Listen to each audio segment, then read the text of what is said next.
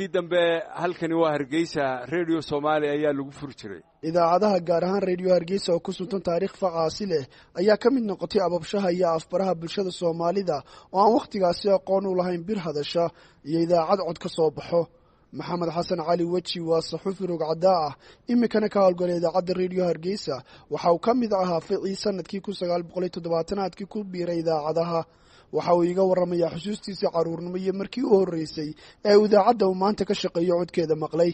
magaalada Berbera ku dhashay oo ku koray markaa waan garanayaa markaa malcaamada dhigamay ee ahayd kuntameeyishi ama yar oo markaa malcaamada quraanka dhigta ayaa radio ugu horreeyay hadlayaarka meel loo jeeday civil centerka oo makhaayada markaa ingiriiska loogu talagalay dadka macruufka ah ama shaqaalaha dawladda ama ganacsatada ee weyn inay fadhiistaan ayaa la soo dhigay radiogan wuxuu ahaa radio laagta miskan fadhino ninku dha fariiqinay markii gaadho saacadu hadlayo kabri weyn ku jiro laga soo saari jiro dushiisa la saari jiray marka la saaro halka dushiisa ayaa anteen u lahaa xagga sare loo taago iyo dhulka la geliyo badana malaha leeykana waa loo gelin jiray markaas qaraac ilbada markuu wareejiyo ee uu hadlaabaan sacabka tumi jiray jaala waa ka wuxuu ninkaasi nin engineer la mid ah ninka radioga helaya magaaladuna halka radio ayay lahayd radiogaasina wuxuu ahaa Radio Hargeysa ayaa la dhageysan jiray marka horta Hargeysa xagaaga markaan nimaadnana sidaas leeg ayaa saldhiga dhexe biliska hortiisa makhaayad ku tiilay ayaa radiogaasi u jiray halkaas la saari jiray isla halka ninka furaya kulli hadda ma nolol xagga shacabku ku yimid isagoo dharka cadaay ku tee waxa xidhan markuu deeshido isna shacabka loo tumay dadku waxay su'aal jireen marka dadkan dhageysanaya waa mala radioga dadkan ka hadlaya waxay ku jiraan kabarkan weyn 1953 ayaa la dhisay hadda dhismaha Radio Hargeysa oo dadna loo bixiyay Radio Hargeysa. waqtiyadaasi kotomaadkii ma jirin warbaahin awood badan marka laga reebo warbaahin qoraal ahayd oo afaf kala duwan ku soo bixi jirtay sida Carabiga iyo Ingiriisiga oo ka soo bixi jirtay Hargeysa kuwaas ay ka mid ahaayeen Al Soomaal oo 70 sano ka soo wareegtay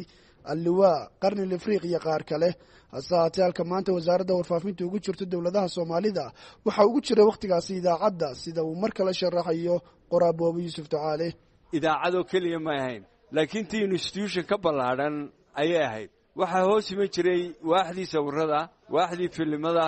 iyo war Soomaalisidii iyo idaacaddii afartaasay isku ahaayeen. halganadii xornimo doonka ayay kaalin mugle ku lahaayeen idaacaduhu gaar ahaan Radio Hargeysa ka hor intii aan la samaynin idaacadaha kale af Soomaaliga ku hadla oo markii dambe la furay. markii dambe waxa timid idaacaddii in la habo oo la quudiyo maxaa lagu quudinaya in waroo kaliya sheegi meesay wixii madadaalada soo raacay waxaan gabayadii iyo geeraaradii iyo hadaladii oo dhahay dadka Soomaaliyeed tirinayeen waxa loo baahday heesihii iyo music iyo waxyaabo caynkaas dabeedna idaacadda hoosteedii waxa ku barbaaray qaybta music iyo codadkii alxaanta oo heesihii baa yimid waxa markii dambana dhashay masraxii oo isaguna ku xidhmay oo qayb ka noqday maaweeradii iyo madadaaladii hadduu gumaysigu ka lahaa ujeedooyin uu dalka ku gumaysto oo uu ku qurxiyo falxumooyinkiisa iyo dhibaatooyinka uu dad ku hayo dadkuna si kale ayay uga faa'iideysteen oo gobonnimadoonkoodina way uga faa'iideysteen dhaqankoodii iyo hidahoodii inay ku kaydsadaan way uga faa'iideysteen oo iminka markaynu soo qaadanno Cabdilaahi Qarsho oo kale dadka dhawaaqaya dhulkooda doonaya hadday u dhiidhiyaan Allahay u dhiib laakiin tii markay Radio Hargeysa ka baxaysay ama dadka la guwaabinayna hees ku saabsan dhaqdhaqaaqa gobonnimadoonka gaar ahaan NFD ayay ahayd. kan dhawaaqaya dhulkooda doonaya hadday u dhiidhiyeen Allahay u dhiib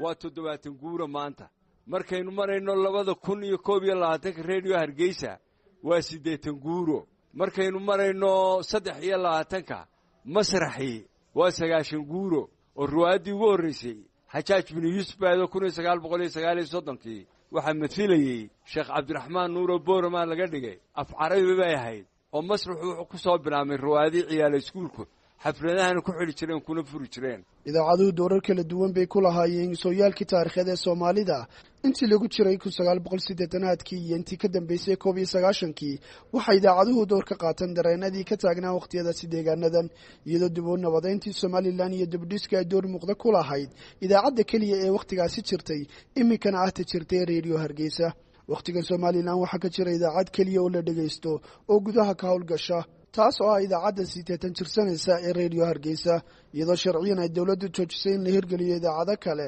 sida idaacadaha bulshada kuwa siyaasadda iyo nooc kasta oo kale oo idaacadeed. waxaa jira dareen arrintaasi laga qabo sida uu VOA u sheegay agaasimaha fulinta ururka saxafiyiinta Somaliland ee Solja Yaxya Maxamed Cabdi Xanas. runtii anagu Solja ahaan waxaan u aragnaa in xanibaadda idaacadaha taagan ay xanibtay dawladdii daahir yaale 2002 markii ugu horeysay ee haddana la jidiidiyay ama la cusboonaysiiyey xanibaaddii 2011 oo digreeta madaxweyne lagu soo saaray markaa hore markaa dambena maxkamaddu ku raacday in waxaan u aragnaa ay dee runtii xorriyaddii warbaahin dadku inay helaan xogo kala duwan iyo warar kala duwan dhinacyo kala duwan inay ka helaan oo bulshadii ay magaranaysaa hesho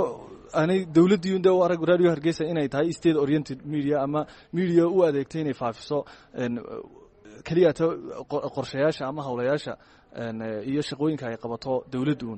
baahi ma loo qabaa in idaacado kale la furo? ha baahi aad weyn baa loo qabaa. waxaa loo qabaa kala duwanaanta ra'yi dhiibashada iyo kala duwanaanta siyaasiga ee bulshadu waxay u baahan tahay meelo kala duwan inay ka helaan xogta ama source-ka sida la asligeed bulshada Somaliland way sii badanaysaa. waxay markaa u baahan tahay meelo kala duwan oo ka hesho wararka. Boobi Yusuf Dacaale ayaa isaguna qaba sidan. garan maayo sabab ay telefishinadu u bataan oo ay u badan waayaan idaacadu waayo markay waxyeello noqoto iyo markaa dadka ugu badan ee maamuladii dalkan soo maray aan dhiiri gelin ama ishortaagaa idaacaddu